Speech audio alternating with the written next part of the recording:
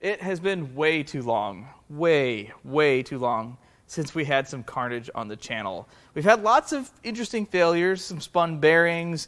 We saw an engine jump time in Ecotech and I had to pour the rocker arms out of the cylinder head. We've seen blown head gaskets and a bad CVT. There's some cool stuff in the last month or so, but nothing with piston McNuggets, no malice in the combustion palace, and I wanted to change that. My goal for this week was to find an engine that was blown up. I didn't care what it was. It could have been any engine. I literally drove around to all the yards, not all, but some of the yards I deal with until I found an engine that was properly spent. And that's what we have here. It's a 2-liter out of a 2005-7 Ford Focus. And these are actually pretty good engines. They're only like $300 or $400 for a good running engine. And I will tell you this, there is no value in anything here. This is literally all going to end up in the scrap bin unless somebody wants something out of it. Nothing sells off of these. So this was just for the video.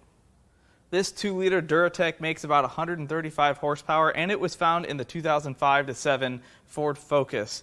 I know there's some other engine options in those as well. And they're actually pretty good engines, especially when you compare them to the 2-liter split port.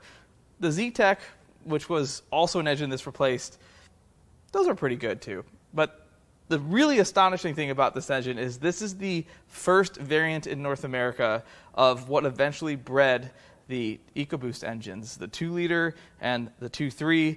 They are all loosely based on this architecture, and that's dating back to 2004, 2005. It's pretty cool.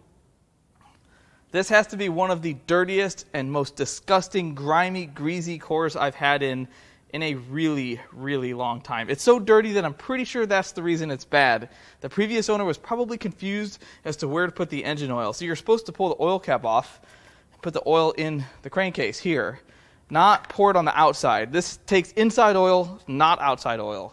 Now, when I said this engine was bad, I meant it. Someone installed inspection ports on the back of the block.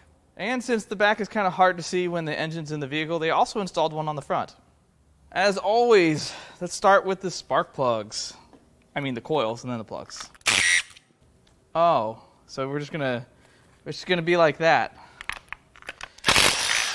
That one came out. Oh, it wasn't leaking. Sure, it ran great. So good. I mean, there are better ways to increase the oil capacity of your engines. Okay, so the valve cover is broken, which means this is a task for Old Blue. See it, let me pour that oil back in there. Don't want to lose any of that. The threaded insert, this must be cross-threaded or something's wrong. Well, they're not overly tight or loose. Okay, maybe I shouldn't have said anything. That one's kind of tight. That one's full.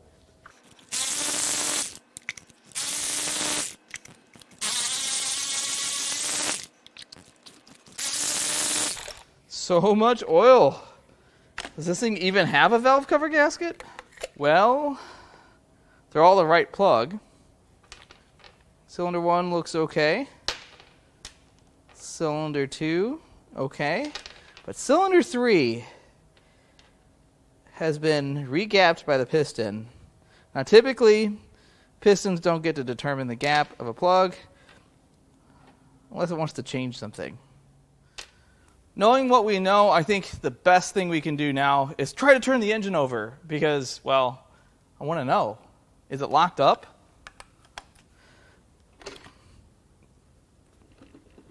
Yeah. Maybe it goes backwards. No. Next is peel this intake manifold off.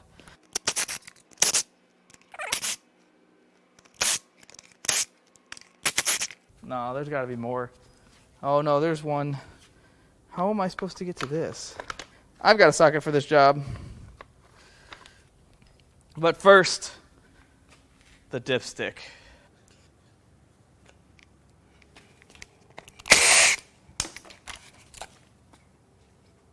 So they really want you to take the throttle body off to get this bolt out, but we're not going to do that. I've got this swivel quarter drive 10. It's like my right-hand man. I use it for everything.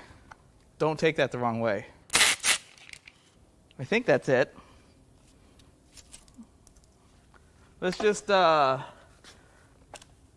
don't know, yank on it?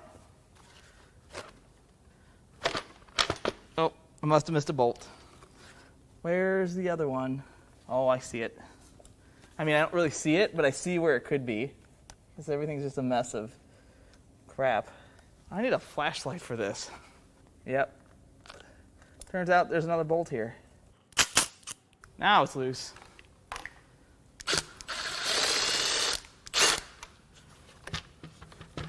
Oh, there's some vacuum lines and stuff. Harness, connectors and stuff. Gotta be gentle, you know. Okay, I think there's a crankcase vent hose behind this. We're gonna find that out real quick. Yes, there is. I'm gonna cut this hose because I can. Precision tooling here. I think I got it all.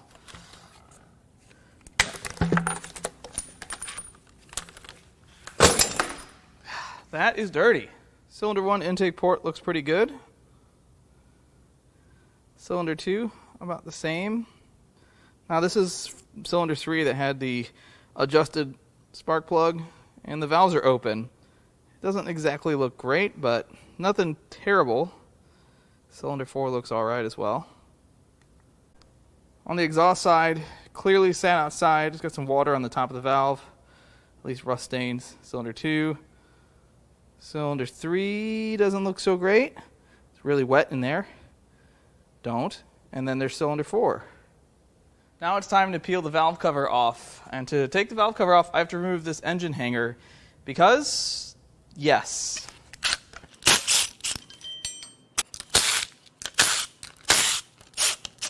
That's a 10.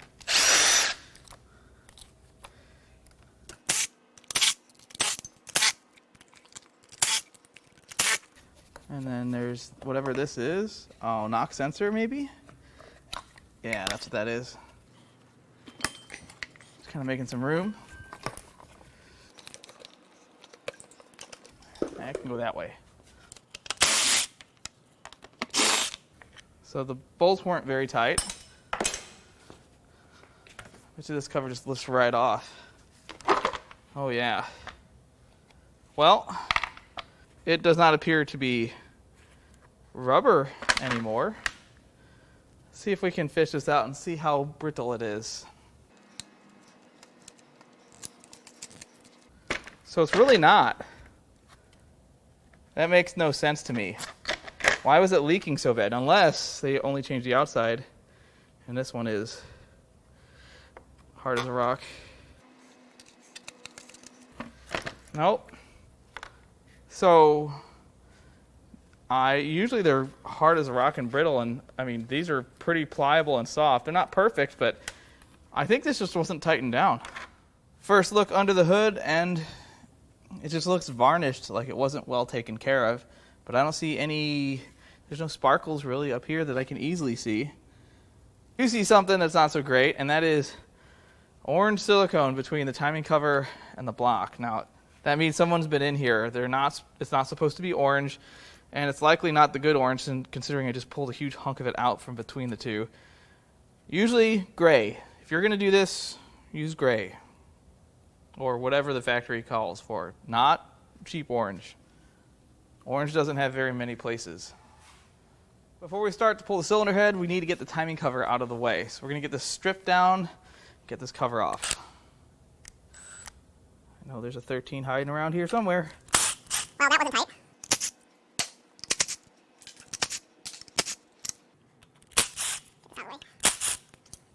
Now it's time for that crank pulley.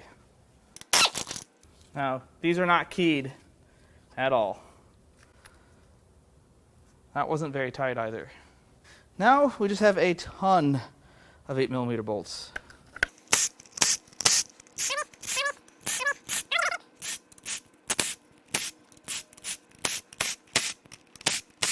think I know why it was leaking. I think there were 2 or 3 tight bolts in all of those bolts. Now, the big bolts on the timing cover, those are also too loose. Let's see how hard it is to pull this cover off. I think I got all the bolts out. Okay, I actually need blue.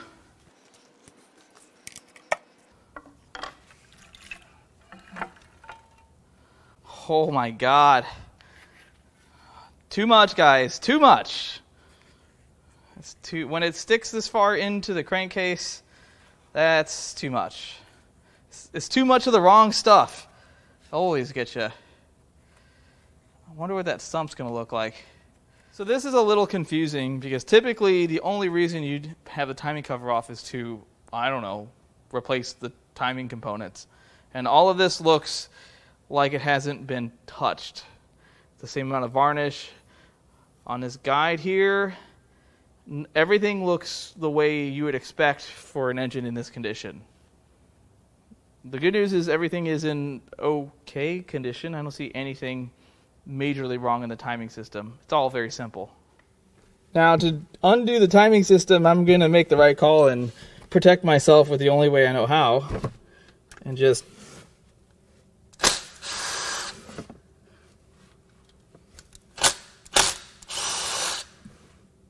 okay. Nope. Yay! I have no idea what happened there, but it came out. I didn't know if it was going to shoot this at me or not. Better safe than sorry. So then this just comes right off. Yeah, that looks really nice.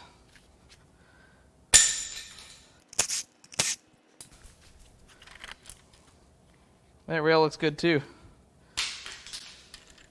But this chain. Oof. What a chain.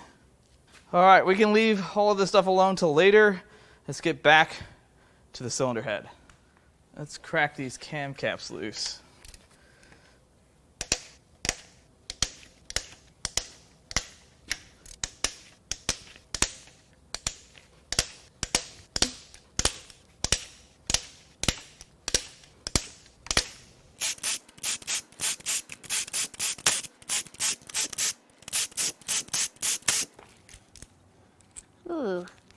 Ooh, chunkies.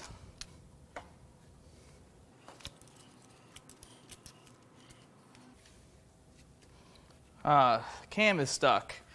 You know what we do in this situation? We just give it a little tap. Just a little one. Now that the cams are out, you can definitely see a little bit of metal in here. Surprisingly, the journals don't look that bad. That's really surprising. The journals held up really well considering when I pulled the cams there was all kinds of metal on the journals on the cam. But in the head, that one's got a little wear. That was pretty ugly. The cam caps, they look like cam caps. Definitely have a bunch of metal on them. That one there. And the journals on the cam, they have, like, look at the amount of metal on that. It's amazing that kind of metal, that size. I mean, look at that.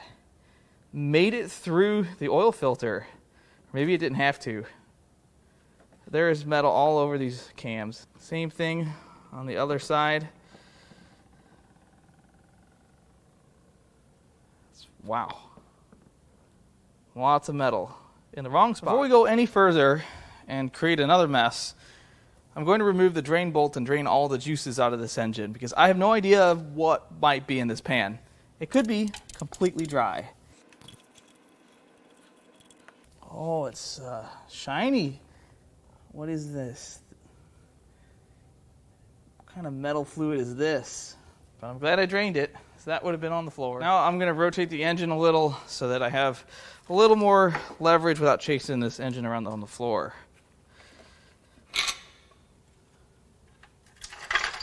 Oh, this too sounds like a cash register, but now it's time to crack the head bolts loose. And I'm not really a fan of the type of fastener these use. It's a T55.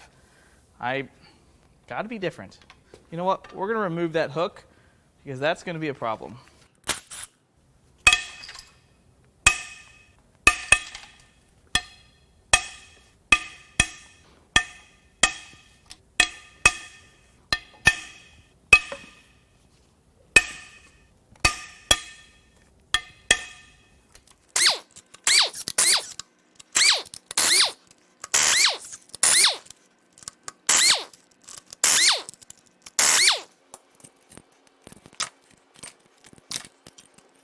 Time to pull the head. This should just come right off. Oh yeah.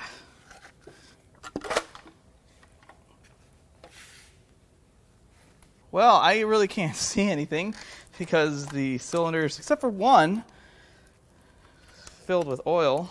Head gasket looks okay. It's a lot of oil. A lot. And what's weird is there's nothing in here. I mean, I can feel some stuff. Oh, hey, look, my hand's sticking out of the block. There's stuff in there. It'll be fun. How much you want to bet that wrist pin is perfect?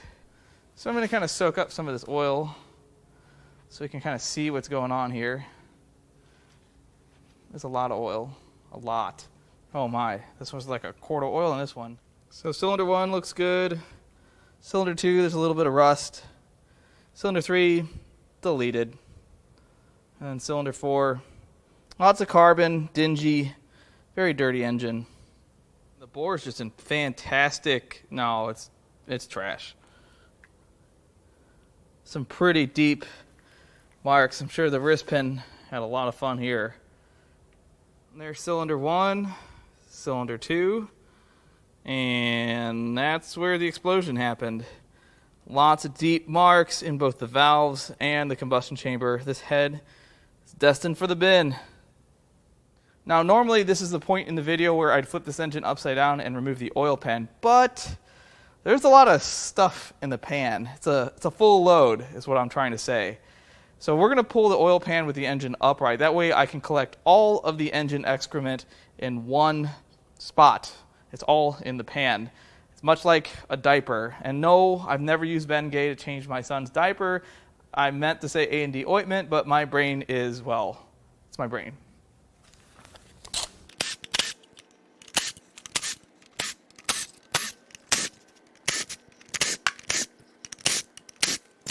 Now we're just going to give this some help here.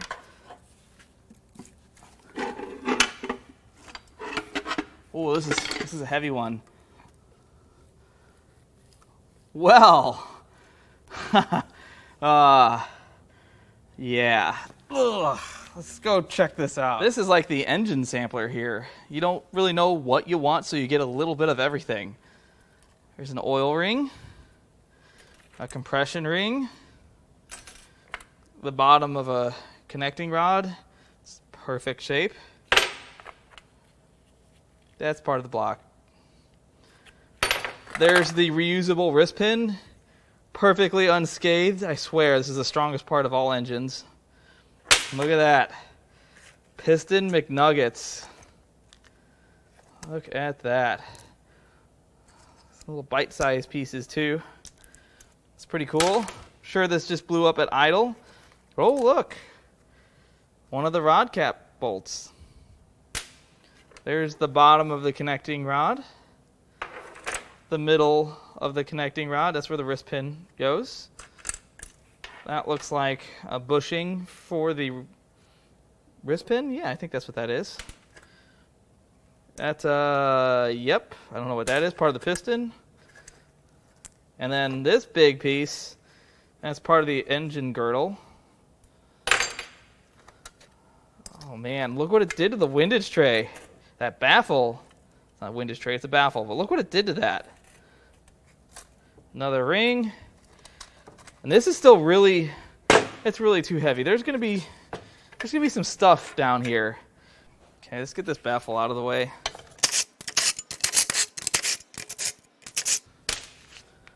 And what will we have here? Wow. Well, there's another rod bolt, and what's odd, nope, this broke off. That rod bolt, look at The threads are destroyed, the end's destroyed. Oh, there's more connecting rod. Oh, a bearing. Yeah, you need those to be a little thicker than that. Ring, ring, ring. Somebody pick up the phone already. Look at this. The amount of debris in here. Lots of debris. I didn't think that one cylinder could cause so much destruction, especially in a relatively low stress engine. All piston chunks. That's amazing. There's still a little bit of oil in here. It's probably the amount of oil that was in this engine when it let go. It's pretty bad. There's the bottom of that baffle. It took a direct impact, at least one. Actually, more like several. Some rings in there. I pulled out of the pan. Of course, wrist pin is perfect. If they just made the whole engine out of the wrist pin, it'd be fine. Okay, now we can flip this thing over. I bet it's going to leak a bunch of stuff, because they always do. Wow. So as you can see, there's a few more holes in the block than there are supposed to be. It removed the section of main cap girdle. That's the centerpiece here. It's much like the Mazda speed engines I've torn down. It ripped this section apart, this section, and this section. And that's one rod. And if you look really closely, there's some remains of rod bearing there. Not much. And what likely happened is this engine was run low on oil, and gee, I have no idea how. And this person ignored all the warning signs and continued to drive. And likely when the engine was trying to stall, they powered through it. And then the rod powered through the inside of the engine. Now let's try to get this oil pump out of here.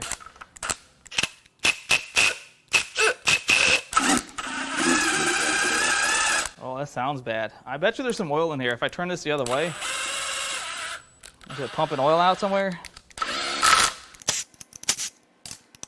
It's a really strong tensioner there. I don't know if I can get this apart yet. That's a no. Well, we can try to force it. I like that idea. Let's see what happens here. Ah. It was an idea. I didn't say it was a good one.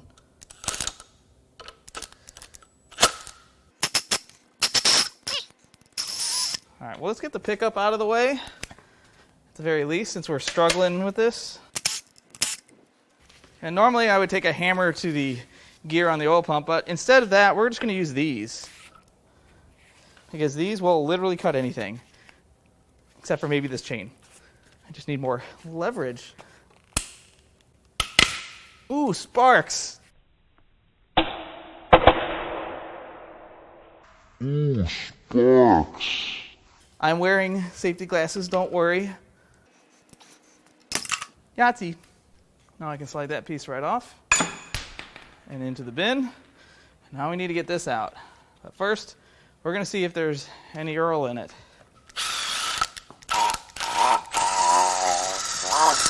Oh!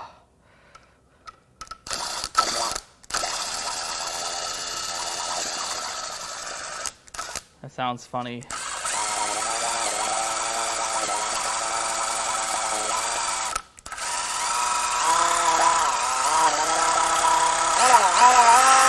Alright, I'm done playing, and I've made a mess all over the floor. It's worth it, but I still can't get the 10mm bolts out. So we're going to have to, we're just going to have to, Wow, that's a lot stronger than the Mazda ones. The Mazda ones usually shatter like that. So really we only need to break one part of it so that we can rotate it around and have access to all of the bolts. And voila. Now these pumps don't usually come apart that easily when I can't get this out. But we're going to try to give it a couple smacks with the hammer, see what happens. It's actually coming apart. Look at that. We were able to get it apart. The inside texture of this is not what it's supposed to be. Let's give this a bath.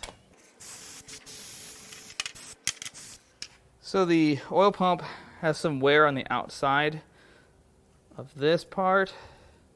There's some grooves on this part, and the overall finish of both this and the rotor are pretty rough. They're definitely not supposed to look like that. They're supposed to have a much nicer machined finish. We've seen lots of oil pumps on this channel, and the inside of this, it definitely had a lot of material run through it for quite some time. Before I get the rest of the rods and pistons out, I have to be able to turn this engine over or remove this main cap girdle. So that's what we're going to do next. We're going to get this out of the way, and then I should have access to all of the rod bolts.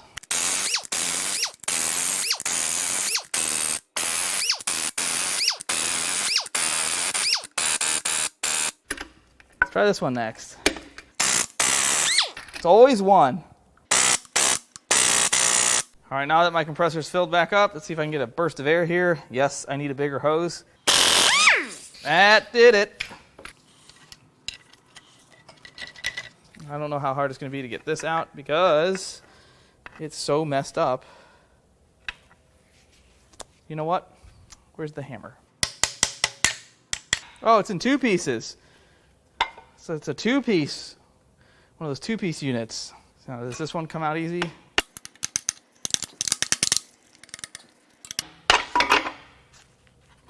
Perfect. Now let's see if this crank will turn over. I still have my doubts, but you know. Oh yeah. Okay. So now, uh-oh. There's something going on back here that's just not right. So, what the? Let go. Come on. Oh, I dropped it. So, I gotta show you guys this. So there's cylinder 1, and there's cylinder 2, deleted cylinder 3, but look at the angle of the dangle. Why is that rod facing that way? What is going on here? There's something bad is going on over here, and it looks like there's another piston McNugget in there to complete the meal, you know. As always, you'll want to start in the front.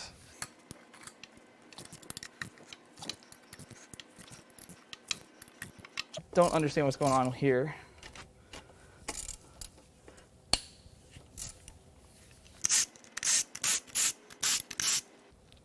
Oh. Oh. Well, cylinder 1's bearings are spun. Cylinder 2's are okay. We know 3's have been deleted. And 4 looks okay as well, but we haven't peeled them back yet. No, the bearings are 1 with all of this, apparently. Oh, we're relieving the engine of rods and pistons already. I missed the memo. I don't really know what happened there, but let's see if we can get this crank out. Nope, not that easy, huh? Let's get the bearing out of the way. Oh, it comes right out. Oh. Oh, it's fine. Now, cylinder 4. Wow. Another piston McNugget. And it actually stretched that rod from part of cylinder 3 hitting the top of this rod while the crank was turning, and it cracked the rod. That is so awesome. I've done my best to recreate what piston and rod number 3 would look like. It's kind of like a bunch of bones from a skeleton, but cylinder 1, the reason you don't see any bearings here, I'll show you in a minute. The wrist pin is really not quite as loose as you'd like to see. Yeah, it's got some tight spots, especially that direction. Yeah, that's bad. But the rod doesn't have any marks from a fight or anything. I don't think any of the debris made it that far. However, the bearing is spun. That's part of the crankshaft now. And cylinder 2, well, the bottom of the piston skirt is broken, and the bottom of the piston has lots of marks. The rod has marks. This thing waged a war, and the wrist pin barely moves. I can't even, yeah. It's very, very stiff. The bearings are ugly. Obviously, this one's been deleted. Now, this is the coolest one, I think. This is piston number 4. Wrist pin feels good.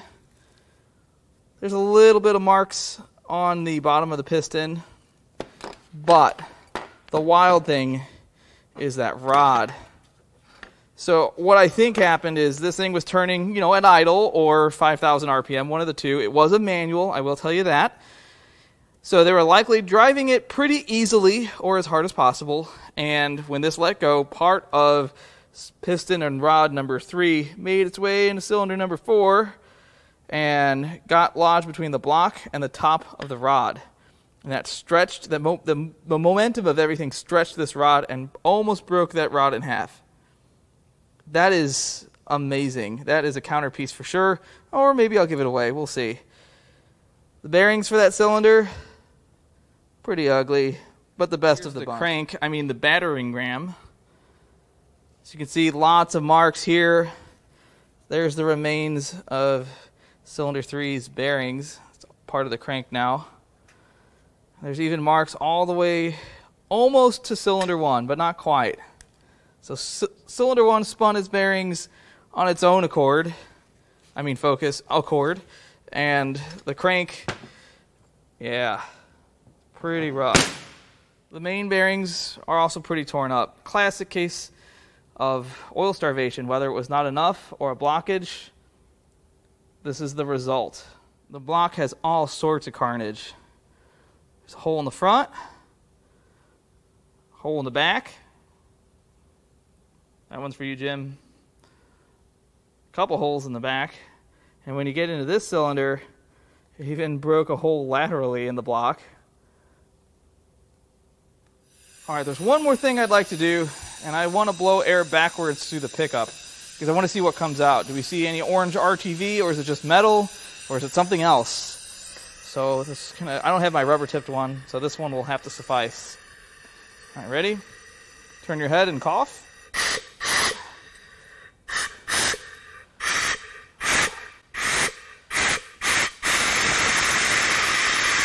Oh, it's flinging all kinds of crap out of here. All right. Let's gather this stuff. So it's all metal. It did not look metal when it came out, but it is all metal. There's some bearing material, some Reynolds bearing wrap, part of a ring, and some more piston debris. I think this was all aftermath. Lots of metal specks and bits, sparkles. This is where all the sparkles went. I think we all know what happened here. Let's face it, Ford Focuses are not super expensive vehicles, and they're typically not treated or cared for as well as more expensive vehicles, and they go to cheaper shops or your uncle or your neighbor or some random guy for repairs, which can work out okay. I'm not saying that those are all bad ideas. However, the further away from an actual business you go to repair a vehicle, the more likely that you'll find a single cheek repair like this. And that's what led to the demise of this engine. It was both someone that didn't work on this in the correct way and someone that ignored all of the warning signs. This doesn't just happen. Yes, engines blow up all day, every day. However, not like this. This was a catastrophic failure. Somebody was hard on it. Maybe they hated the car and they wanted to get rid of it. Or maybe they had no idea and they were wondering why it kept going slower and slower and making all this racket, and they gave it the old Italian tune-up, which doesn't work in this situation. This was a lot of fun to take this engine apart, and I've never torn down an early version of this type of engine, this early Duratec engine, so it was kind of cool to see a lot of the same design as the EcoBoost engines and as the Mazda MZR, which I so love. Regardless, nothing's good out of this engine. It's all going to end up in the bin, unless I keep that rod and piston. That one is pretty cool. I might give that away at some point. We'll see. I hope you enjoyed this teardown. If you'd like to buy parts off of, not this is mine, but I've got a 95 Mustang GT manual in, and I bought a 3-valve parts truck. What? Anyway, I hope you enjoyed this video. As always, I love all the comments, all the feedback, and even the criticism. I love it all, and I'll catch you on the next one.